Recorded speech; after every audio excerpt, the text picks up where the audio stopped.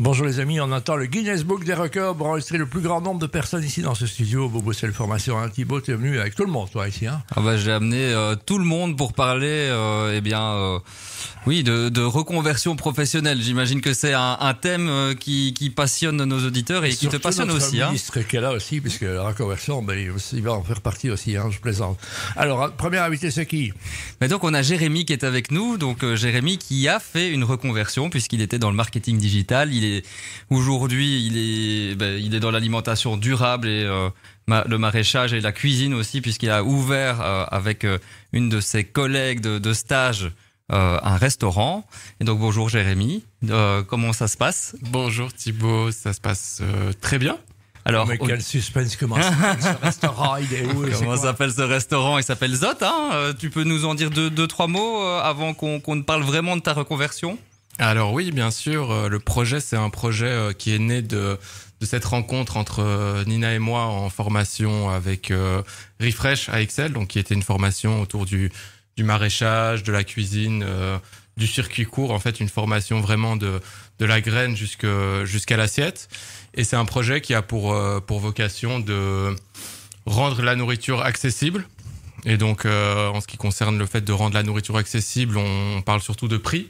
Donc là-bas, dans cette cantine associative qu'on a dénommée Zot, on pratique du prix différencié, du prix libre, c'est-à-dire que les gens ont la possibilité de payer selon leurs moyens.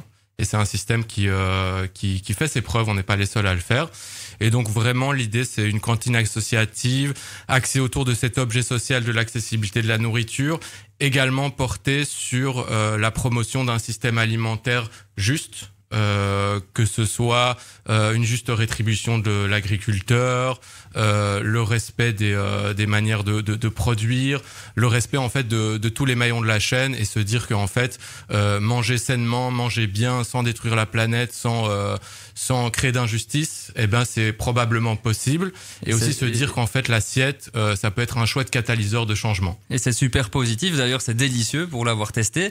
Et donc ici, aujourd'hui, on va surtout parler de reconversion. Alors explique-nous un petit peu, donc déjà, quel est un petit peu ton parcours, comment tu en es arrivé là où tu en es aujourd'hui? Ouais, bien sûr, merci. Mon parcours, en fait, c'est un parcours assez classique où, après mes études secondaires, je me suis pas posé 1000 questions. Les schémas traditionnels qui se présentaient devant moi étaient plutôt les classiques. On peut faire droit, médecine, école de commerce, gestion. Et je suis parti vers des études de gestion qui m'ont amené à travailler dans le marketing et dans le digital pendant environ 13 ans. Et je pense que les 5-6 dernières années où je travaillais là-dedans, un processus de redéfinition de valeur s'est mis en place, où j'ai commencé à me dire progressivement, bon, ça a été un long processus, qu'au final, travailler pour générer de la croissance en vendant des produits dont les gens n'ont pas forcément besoin, pour enrichir des actionnaires qui ont déjà probablement trop d'argent, tout en dépensant de l'argent sur des plateformes marketing qui créent beaucoup de bruit, qui font penser aux gens qu'ils ont des besoins qu'ils n'ont pas vraiment. Eh bien, en fait, ça n'a pas beaucoup de sens. T'es passé des grosses légumes aux petits légumes, c'est ça alors quelque part. Ouais, on peut dire ça. Et donc après, je me suis dit, mais en fait, je peux plus faire ça n'a pas de sens. Et en fait, ça me fait du mal, et ça fait du mal aux autres. Et donc, je suis parti vers, à l'âge de 35 ans, vers un processus de me dire, mais en fait, qu'est-ce que j'ai envie de faire? Comment est-ce que j'ai envie de contribuer à la société? Et donc c'est comme ça que tu t'es dit, je vais aller vers le maraîchage. Ça a quoi comme atout le maraîchage? Comment tu t'es dit, je vais aller vers ce secteur-là? Pas directement vers le maraîchage. D'abord, je me suis posé la question de comment est-ce que je peux contribuer à la société, ce en quoi je suis doué, ce pourquoi je peux être payé, toutes ces questions-là. Et je me suis dit en fait que ce que j'avais envie de faire, c'était d'aider les gens, de contribuer. Et je me suis dit, en fait, les besoins primaires des gens, bon, évidemment, respirer. Ça, c'est la première chose. Ensuite, manger, après se loger. Donc, j'ai voulu aller vers les choses essentielles. Donc j'ai exploré la nourriture, c'est toujours quelque chose qui m'a passionné, aussi bien en cuisine que dans ma tradition familiale. J'ai malgré tout exploré le logement avec une découverte métier en construction durable de Bruxelles Formation aussi, mais j'ai réalisé que les grosses machines, c'était pas pour moi. Et donc c'est dans la cuisine, dans l'humain, dans le social que j'ai trouvé cette voie.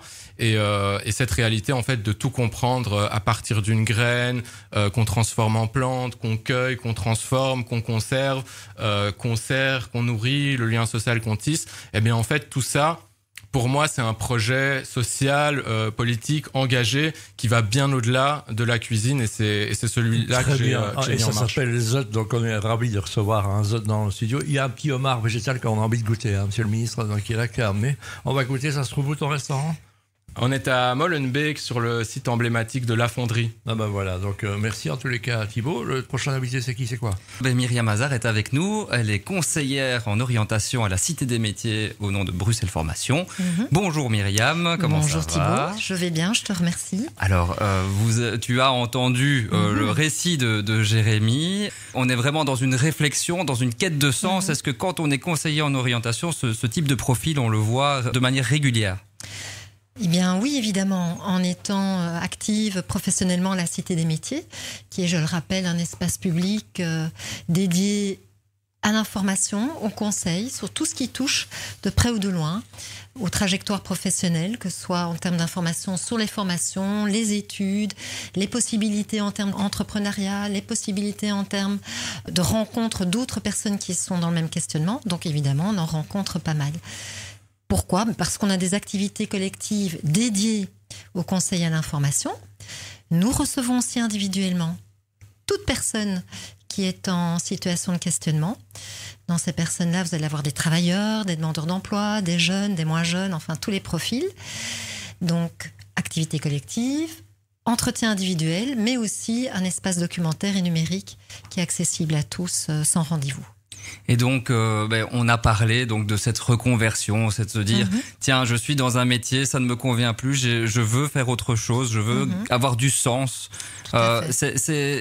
J'imagine que tous les jours, tu en rencontres des personnes comme ça. Absolument. Bon, il faut être honnête, on a un peu tous les profils et toutes les demandes. On propose un service tout à fait particulier à la Cité des Métiers, qui est l'accompagnement via les bilans de compétences et d'orientation. Alors, quand on arrive à un moment de sa trajectoire professionnelle où on éprouve le besoin de faire un bilan de compétences, c'est parce que justement, on est en questionnement pour toute une série de raisons. Il y a autant de raisons que d'individus. Et l'idée du bilan de compétences, c'est un accompagnement totalement individualisé qui permet justement de prendre du recul, d'avoir un regard sur son passé professionnel, tout en étant dans une démarche prospective, une démarche de vision de l'avenir. Alors pour ce faire, il y a une petite équipe entièrement dédiée à ça à la Cité des Métiers. Et on reçoit les gens. D'abord, on leur propose de participer à une séance d'information collective parce que si vous êtes un peu attentif à l'actualité, on entend beaucoup le mot compétence. Il est un peu mis à toutes les sauces. On a de la validation de compétences, de l'identification de compétences, de la valorisation de compétences.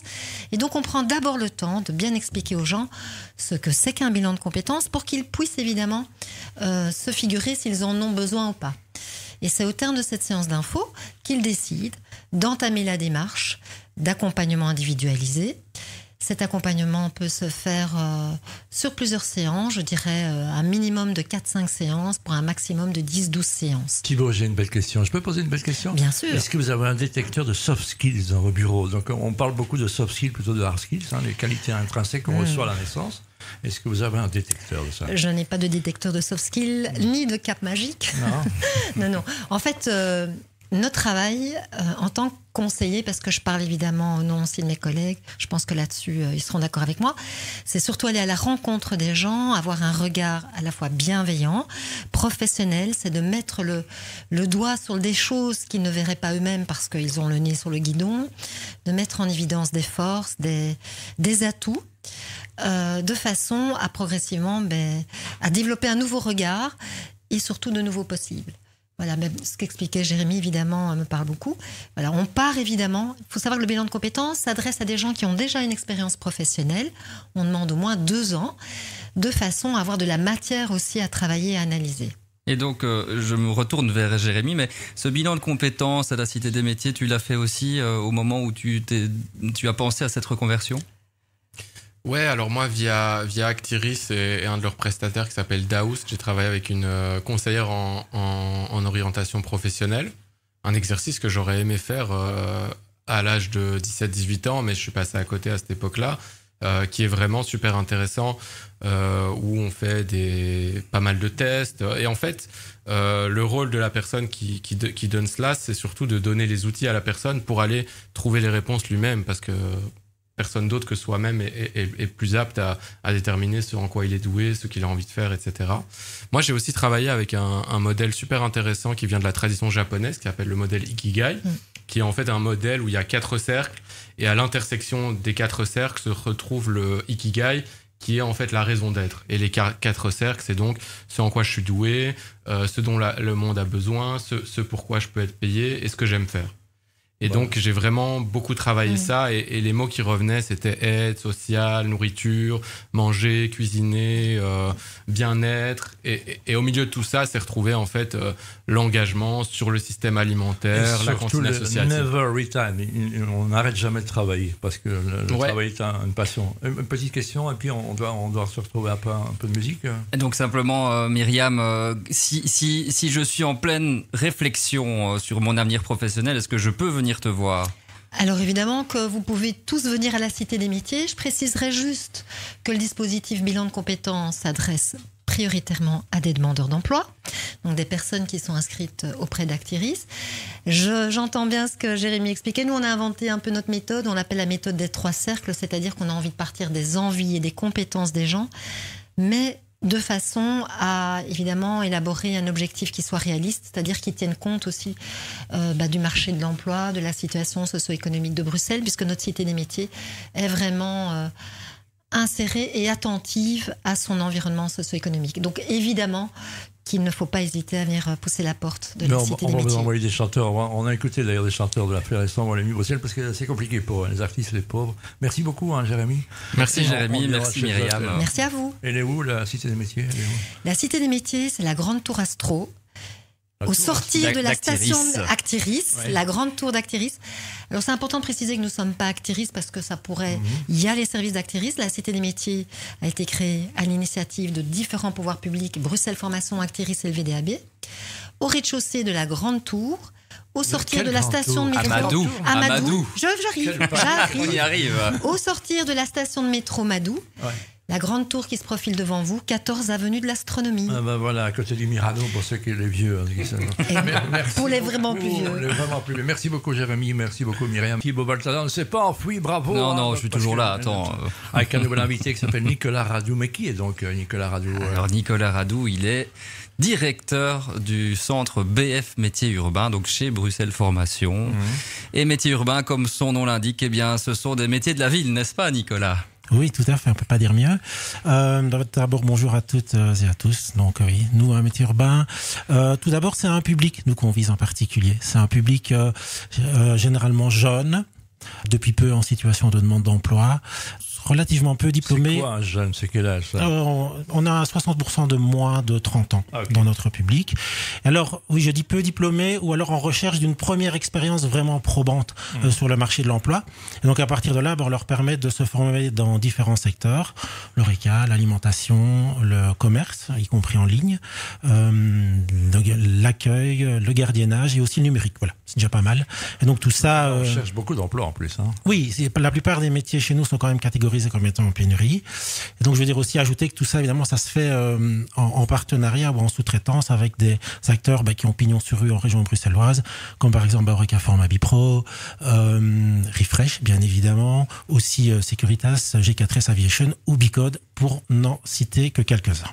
Et alors on a cité plein de formations différentes. On a quand même quelques personnes en reconversion qui viennent te voir au centre de BF Métiers Urbains. Oui, bien évidemment, ça fait partie du public tel qu'on le brasse de manière globale. Et quelque part, toutes nos formations sont accessibles à des gens qui sont en reconversion. Il y en a évidemment certaines qui s'y prêtent un peu plus, comme la formation Refresh. Et Jérémy est vraiment le plus bel exemple. Ça fait 2 fois qu'on en parle. C'est quoi Refresh alors ? Refresh, disons, c'est pour nous, au niveau de Bruxelles Formation, c'est un sous-traitant qui met en place cette formation en alimentation durable, D'accord. comme on l'a dit, de la fourche à la fourchette, ou genre de la graine à l'assiette. Mais donc voilà, c'est Vraiment, un circuit très court alimentaire, c'est ça. c'est ça. Ah bah, très bien. Et donc, on a cette formation Refresh, on a des formations de gardiennage, on a des formations dans beaucoup de métiers de la ville, mais on a aussi des formations un peu out of the box. Et aussi, c'est aussi intéressant de savoir qu'un chercheur d'emploi peut aller vers des métiers qui sont peu connus. On a des exemples, Nicolas, de ce type de métier? Bah oui, c'est vrai qu'on a fait pendant l'année dernière une formation en musique urbaine, comme on appelle ça, donc c'est-à-dire qui est destinée fondamentalement à la scène rap bruxelloise. Alors, c'est pas, je veux dire, une formation qui porte sur le domaine artistique, mais bien, en réalité, c'est une déclinaison de l'e-marketing pour permettre à tous ces gens de se professionnaliser et de trouver bien leur voie dans cette niche un peu particulière. Mais voilà, ce sont des formations de niche qui s'adressent à un public assez restreint, mais voilà, il faut quelque part une offre qui s'adresse à tout le monde en région bruxelloise. Oui, parce que tu savais, toi, Pierre, qu'on cherchait des concepteurs de jeux vidéo. On est très bon en Belgique, en tous les cas, mais pas assez à Bruxelles. Il y en a à Liège et à Mons, et à Charleroi, mais pas assez à Bruxelles. Donc, Nicolas, lui aussi, il forme aussi, je pense, dans des registres un petit peu liés à justement des choses un peu étonnantes, comme celle-là. Bah oui, au niveau numérique, on est quand même assez bien focalisé sur les nouveaux développements en termes de cybersécurité, d'intelligence artificielle. Donc voilà, on essaie de former, alors peut-être pas des seniors là-dedans, mais au moins des juniors. Particulièrement d'ailleurs même pour un public en reconversion d'une certaine manière, puisque ce sont des gens qui arrivent en Belgique avec des diplômes sans équivalence et qui, à travers cette formation, arrivent à trouver un emploi à leur niveau ici. Un marché qui est pas très structuré, qui est très atomisé en tous les cas dans les jeux électroniques. Donc c'est pas, il n'y a pas de grande structure, donc c'est pas facile. Je dis ça pour mon fils parce que lui je le retrouverai dans un jeu PlayStation un jour. Donc c'est comme ça. Donc c'est cet univers-là. Et quelle est la chose, la plus belle histoire depuis que tu es là, la plus belle histoire qui te revient en tête d'une reconversion qui t'avait particulièrement touché? Il y en a beaucoup, mais c'est vrai que, par exemple, lorsqu'on a devant soi, en entretien individuel, quelqu'un qui est fait pour la vente, qui est un vrai vendeur, mais qui vient de se casser le dos, c'est compliqué, et donc il y a tout un deuil à faire, et on accompagne vraiment ces personnes dans leur deuil à faire et leur dit voilà, la vie ne se termine pas, il y a sans doute une façon de rebondir.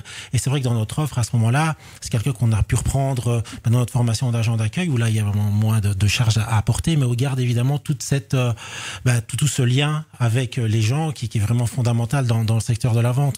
Donc voilà, c'est un exemple parmi d'autres. Tu te fais 2 amis par jour, c'est ça? C'est ça qui est bien. Et concrètement, quand on parle de reconversion, quand on te dit tiens, quelqu'un est en recherche de sens. Alors Myriam a parlé tout à l'heure de compétence, c'est un mot très important. J'imagine que la compétence est un peu le gage de ce qui permet aussi de se reconvertir. Oui, il y a la compétence, mais il y a aussi la véritable motivation. Moi, comme l'a dit Jérémy, il y a tout un travail à faire sur soi. C'est souvent un moment où les gens marquent un stop dans leur carrière, doivent prendre le temps de réfléchir par rapport à ce qu'ils veulent, par rapport à ce qu'ils peuvent, évidemment en confrontant ça au principe de réalité. Et donc voilà, à partir de là, il faut voir un peu ce qu'on veut faire, ce dans quoi on peut s'engager, dans ce qui existe. Et tout notre but, c'est d'aiguiller les gens mieux, et notamment évidemment prioritairement l'équipe de la Cité des métiers, d'aider les gens à trouver, s'il le faut, la formation peut-être à laquelle ils n'ont pas pensé, mais qui correspond peut-être davantage à ce qu'ils veulent faire. De toute façon, il y a un ministre dans la pièce qui est là depuis le début. Il a tout entendu. Merci d'être là. Bonjour. Ministre extra-balle, comme on dit dans les flippers. Oui, exactement. Normalement, vous ne devriez plus être là, mais on est ravis de vous accueillir. Encore quelques jours, quelques semaines, quelques mois, je ne sais pas. Quelques années, peut-être. Et alors une autre invitée, Thibaut. Oui, Julie Lambotte, donc de l'UCM, qui est conseillère économie et emploi à l'Union des classes moyennes à Bruxelles. Donc voilà, deux personnes aux univers un peu différents, mais qui se retrouvent aujourd'hui et qui ont beaucoup de choses en commun, et notamment qui connaissent bien cet univers de la reconversion. Julie Lambotte, du coup, cette reconversion, est-ce que ça vous parle au niveau des employeurs ? Oui, tout à fait, ça nous parle. Et ce que j'ai entendu dans les interventions précédemment, moi j'ai retenu 2 choses très importantes, c'est le bilan de compétences et la motivation. Donc ça, je pense, c'est très important pour réussir une reconversion. Mais l'autre point qui est très important pour UCM, pour réussir cette reconversion, c'est que la reconversion se fasse par rapport à des besoins qui existent au niveau des entreprises. Et sans cela, je pense que la reconversion est vouée à l'échec. Et donc, on a une reconversion qui peut être très bien une reconversion au niveau d'un emploi salarié, mais on en a parlé aussi un petit peu au travers de l'expérience de Jérémy, une reconversion comme entrepreneur. Et ça, c'est évidemment très intéressant pour nous. Et juste en face de vous, on a monsieur le ministre Bernard Clairfailly, ministre bruxellois de la formation et de l'emploi. Au niveau politique, vous en pensez quoi de tout ça, justement, de tout ce qui a été dit aujourd'hui de la reconversion? Mais d'abord, il y a de très, très belles histoires que vous avez racontées. Des gens motivés. On a vu des gens du service public bruxellois qui sont très compétents et au service de ceux qui veulent se reconvertir. Donc, profitez des outils publics qui existent pour vous aider à faire votre bilan de compétences, vous interroger sur vos motivations, vos envies, connaître l'état du marché, quelles sont les opportunités qui s'offrent à vous. Moi, je pense que sur la reconversion, les carrières sont plus longues, les vies sont plus flexibles, on change de ville, on change de pays, etc. Donc, on est amené parfois, ou le métier dans lequel on travaille change aussi, il perd son sens par rapport à ce qu'on pense. Et donc, les gens sont plus qu'avant invités à repenser leur carrière, leurs envies, comme l'exemple de Jérémy tout à l'heure. Surtout qu'on ne fait bien qu'un métier qu'on aime. Si on ne trouve plus de sens dans son métier, changeons de métier. Et vous aimez votre métier, vous, Bernard Clairfailly? Ben moi, je l'aime encore, oui, voilà. Mais peut-être qu'un jour, je devrais me reconvertir. Donc, moi aussi, je devrais y réfléchir. Donc, c'est une émission qui vous intéresse aussi à titre personnel. Oui, tout à fait. Je fais mes petits cercles pour savoir ce qui me plaît, ce qui plaît aux gens, etc. Julie Lambotte, du coup, on va revenir sur le côté des employeurs. Comment est-ce qu'on fait aujourd'hui quand on est employeur pour accompagner, pour justement prendre conscience que les gens peuvent changer, puisque c'est une vraie réflexion au niveau des employeurs de dire « Ah, les gens qui travaillent pour moi peuvent changer, peuvent partir ». Comment est-ce qu'on anticipe ce genre de choses et comment est-ce qu'on peut accompagner au changement ? Tout simplement, et je pense que ça a été exprimé tout à l'heure et le ministre vient de le préciser également, à partir du moment où on n'est plus motivé pour faire un boulot, ça va plus. Et donc je pense que l'entreprise, elle a aussi besoin d'avoir des gens motivés en son sein pour mener à bien l'activité pour laquelle elle a engagé la personne. Donc évidemment, on a intérêt effectivement à avoir des gens motivés. Et si quelqu'un n'est plus motivé, eh bien, de lui permettre effectivement de se réorienter. Mais à nouveau, alors ça peut être une réorientation au sein de l'entreprise, simplement changer de fonction au sein de l'entreprise, mais à nouveau, ça doit répondre à un besoin et pas une réorientation juste parce que, en tout cas au sein de l'entreprise, parce qu'on a envie de changer. Il faut qu'il y ait un vrai besoin derrière. Et donc, ça veut dire qu'au niveau politique, on doit aussi accompagner ces gens pour justement qu'ils puissent se reconvertir? Mais c'est une réalité, les reconversions. Il faut aimer ce qu'on fait, comme je l'ai dit. Il y a des tonnes d'instruments publics qui permettent de se reconvertir ou de changer d'orientation. Il y a le congé éducation payé dans les entreprises. On peut demander à son patron d'être libéré de quelques heures. Son patron est remboursé des heures qu'on ne preste pas pour suivre une formation dans ce qu'on a envie de faire, éventuellement pour un autre métier, parfois pour ses loisirs, si je veux faire de la photo ou autre chose, mais c'est peut-être de la photo pour devenir photographe. Donc ça, c'est une option qu'on peut faire. On peut se réorienter en allant à la Cité des métiers, se faire conseiller, savoir si c'est vraiment un petit burn-out temporaire dans son métier ou bien si on veut changer d'orientation tout à fait. C'est ce qu'on peut faire dans l'entreprise, pas dans l'entreprise. Il y a des tonnes de voies possibles et on peut donc suivre des formations, soit en cours du soir aussi, ça existe également. Enfin, des tonnes d'options qui existent. Il faut simplement rechercher quelle est son envie, ses compétences et les opportunités qui se présentent. Bien sûr, il faut se réorienter vers un métier où il y a quelqu'un qui va vous engager. Donc il faut répondre aux besoins des entreprises, à la réalité du marché. On ne va pas tous devenir artistes photographes qui vont vendre ces photos. Il y a beaucoup de photographes qui ont du mal. Donc il faut vraiment avoir une passion, des compétences, des qualités pour réussir toutes les reconversions. Et donc ça veut dire que l'information, c'est d'abord ce qui prime, si je comprends bien. Oui, et c'est quelque chose que nous demandons au niveau du CM, et on en parle beaucoup pour le moment avec ces personnes qui vont être exclues du chômage, c'est d'avoir une véritable liste des métiers, ce qu'on appelle les métiers en pénurie, des métiers qui recrutent. Et à partir du moment où on aura cette vraie liste qui est établie sur base des vrais besoins, alors on pourra mener des politiques publiques avec des partenariats privés, parce qu'on a pas mal parlé de partenariats privés, c'est aussi important. On pourra leur mener des vraies actions, on pourra mettre en place des dispositifs qui sont vraiment efficients pour la reconversion des gens et pour redynamiser le marché de l'emploi. Alors on parle de demain, Next Step, c'est ça? Bah oui, c'est l'idée. Comment l'évolution de la reconversion professionnelle va se faire à Bruxelles, en Belgique? Est-ce qu'il faut accompagner les gens? Est-ce qu'il faut financer On a des carrières de plus en plus longues, Julie Lambotte. Ça peut expliquer aussi que les gens aient envie d'avoir 2, 3 ou 4 carrières, ou même plus peut-être sur une vie. Oui, tout à fait. Et le problème, c'est que vous le savez tous, hein, c'est un secret pour personne, la région de Bruxelles a des problèmes financiers, budgétaires. Et donc la question se pose réellement de savoir comment on peut effectivement financer toutes ces reconversions. Alors les projets dont on a parlé, les programmes dont on a parlé jusqu'à présent sont extrêmement intéressants. Mais la question, c'est de savoir jusqu'où peut aller le public. Nous, on est défenseurs effectivement de partenariats public-privé, parce que je pense que sans ça, on n'y arrivera pas. Donc il faut mettre de plus en plus en avant ce type de partenariat à l'avenir. Pour l'accompagnement, il y a eu des expériences qui ont été expliquées notamment avec, je pense que c'est Jérémy qui a parlé de son expérience avec Actiris et Daoust. Voilà, c'est typiquement le genre de choses qu'on devrait développer beaucoup plus. Il y a des incubateurs qui arrivent le Watt au Volta avec Thibaut Elzière. Mais il y a aussi des incubateurs publics. Il y en a 4 pour l'instant à Bruxelles. Il y a 7 centres d'entreprise.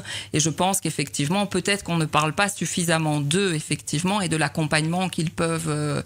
Et l'intégration des entreprises au sein des incubateurs. Bien sûr. Aussi. Voilà, c'est ça aussi. Et donc, quand on entend partenariat privé-public, ça fait penser peut-être à Bruxelles Formation et des entreprises. Bernard Clairfailly, la formation...